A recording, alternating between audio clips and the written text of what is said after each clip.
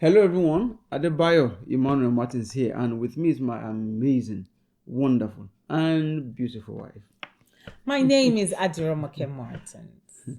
We are celebrating our 7th year anniversary. Yay!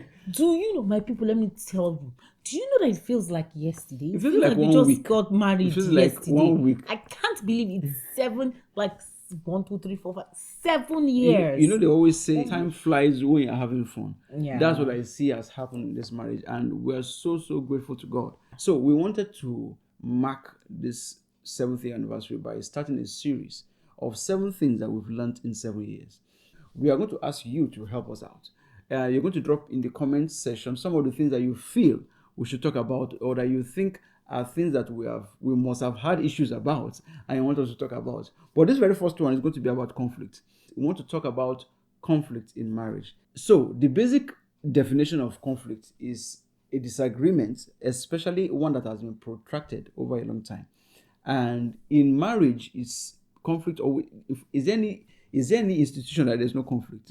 Have we had If conflict? there's no conflict, it's not there. Because friction allows for motion. If there's no friction, there won't be motion. Very true. Right? So sometimes when the conflict comes, the way we approach it is what makes it either good or bad. We can either use it to grind to a halt or to use it to move forward. Have you had issues of conflict in our marriage? We have, I won't say we haven't. We've had conflicts, in our marriage, but the way we went about it is what has really helped us for the past 7 years. Do you have any instance of do we have any? Oh yes. Lamel gel still. There was a day we had like a misunderstanding, and normally what we always do is like we try to resolve, but that day, now, no, I was like, my husband had to go to the office. Hell, my people. My husband couldn't focus. As in focus left his mind. My husband had to come and say, Beko, let us resolve this thing. Because he could not focus in the office, and I really felt bad. So we literally resolved, on the phone. What she just touched on briefly is actually some of the approaches that we've seen that has worked for us. We know conflicts will definitely come because the truth of the matter is that you can only step on somebody's toes if the person is in close proximity. And we've had those issues whereby we just had conflict, but we made a decision that we will not allow the sun to set without resolving whatever is making us angry. That's what we decided, and it has really worked for us. Yes, the instance that she gave was a time where I had to go to the office. I had to go for a night shift, and we couldn't talk before I had to leave.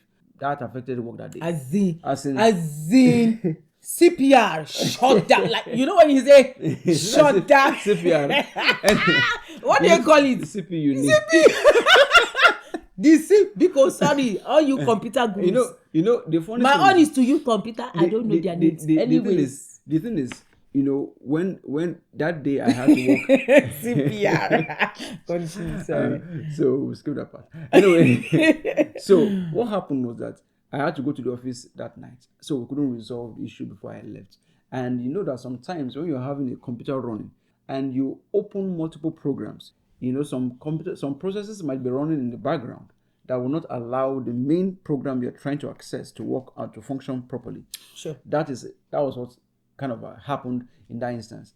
Another approach is something that my wife is very good at, and that is the case of minding what you say when you are in a heated argument. Yes, so let me explain it from my mouth. Now, in this case, like when I am upset, I try as much as possible to bridle my tongue. Not because I can't express myself or say how I feel, but as much as possible because I am so upset. I do not want to say something that I will regret later. I know they used to say women, our wahala is in our mouth. I try as much as possible to be quiet when I'm upset. And then when when I have calmed down, when I have been calming down,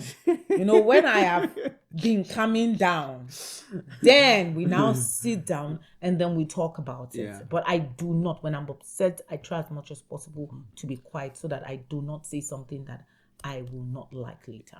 My elder sister gave an illustration of someone that anytime he's angry, will always drop his voice level. That's when you know he's angry. I'm trying to be that person, but I'm not that person. But I know that that's one good approach. And sometimes in conflict, when somebody does something wrong, you being the one to say sorry doesn't mean you're the one wrong. It doesn't take anything from you, because sometimes when you say sorry, you actually break down the defense of whoever you're in conflict with. Because sometimes it just takes that humility to say I'm sorry. So we also take that approach because we realize that when you say sorry, you're just being more mature by wanting, you want that thing just to end, and you just say sorry. So we don't want this video to be a very long one, because we want you to participate. And how do we want you to participate? We want you to tell us, especially if you've been married for any significant number of years. We know that you've had an instance or two of conflict. How did you resolve it? So please drop in the comments below what other approaches you have used, or that you think we can use whenever conflicts arise. The Bible says, as far as it depends on you, live at peace with all men. So I love peace. I love an atmosphere of peace. Loves peace. I love peace. So anytime that there's an issue, even if I'm not the one that's wrong, I'll first of all apologize. Okay, you know that social media thing that they used to do, that they will ask, husband and wife, and like, who is the one that did this first? Who is the one that did this first? Who is the one that says sorry first? As in, two hands pointing at him, because he's amazing when it comes to that. I just want to have peace, and I want to be able to focus on, because there's so much that we need to achieve, and we don't need to have anything hindering us. So there you have it. In this video, we want to talk about conflict, and we hope this has been beneficial to you. In the next video, we're going to bring up another point that has helped us in our 7 years of marriage. Remember, we said we want to make it 7 things we have learned in 7 years. See you in the next video.